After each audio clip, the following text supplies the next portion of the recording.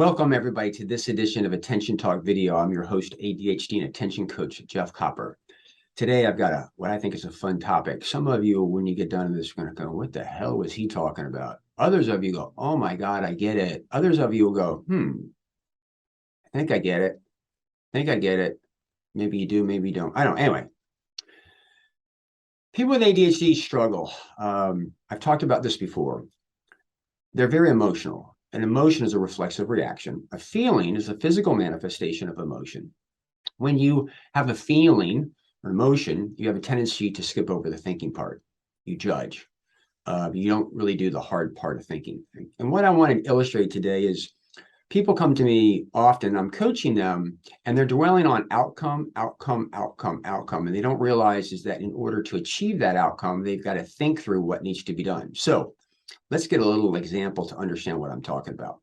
Let's say that you got an airplane flight that's going to leave really early in the morning, let's say 6 o'clock. Got to get to the airport an hour early. You got to get up, got to get Uber. So let's say you got to get up at 4 o'clock in the morning. And let's say you normally get up at 7. Okay. Basically, you got to get up at 4 o'clock. In order to achieve that outcome, what you might do is you might set your alarm clock for 4 o'clock in the morning. You might, for double up, you might actually send a second alarm clock across the room. So both of them go off to make sure you get off. What you're doing in that situation is you're doing something to enable yourself to get up at 4 o'clock in the morning. So the outcome, the goal is to get up at 4 o'clock. What you do is set the alarm that will enable you to do that.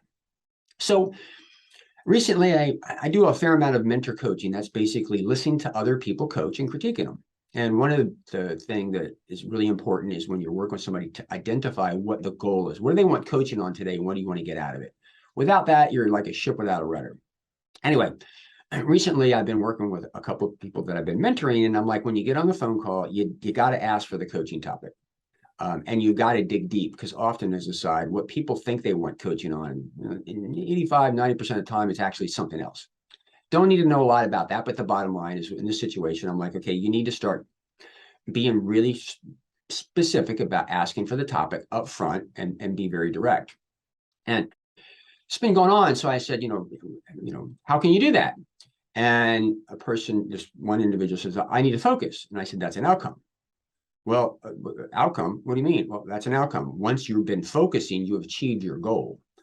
But the question is how are you going to focus? Well, I need to remember to ask, okay, I understand that's an outcome, but what are you going to do?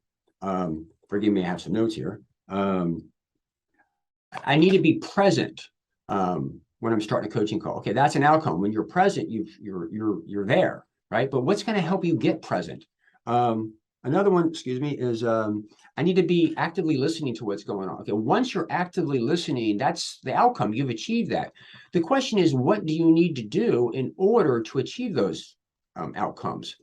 This is the space where people with ADHD, they have a tendency just to jump and focus in on the outcome and not think through, wow, what I really need to do is I need to set some really, really loud alarms and maybe call somebody, and actually call you, Jeff, and say, listen, I'm getting ready to coach.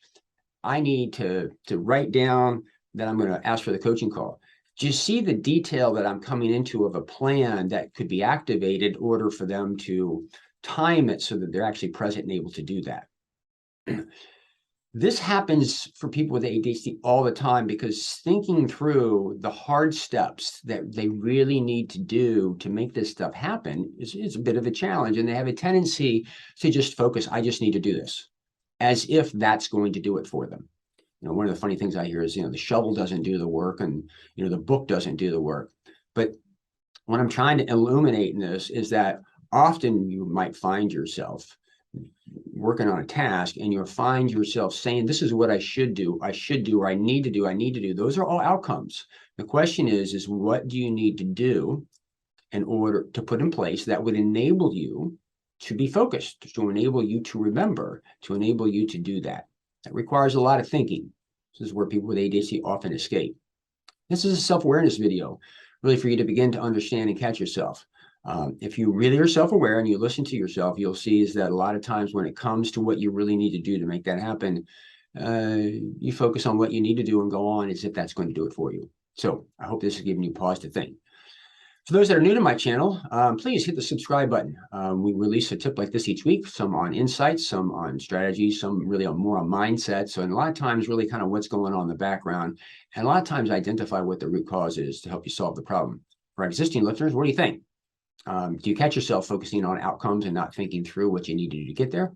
Also, I do this for you out there. I get a little bit of Google ad revenue, but for the most part, I really appreciate anybody who would like to contribute by hitting the thanks button. With that, we hope you've enjoyed this edition of Attention Talk Video. Take care.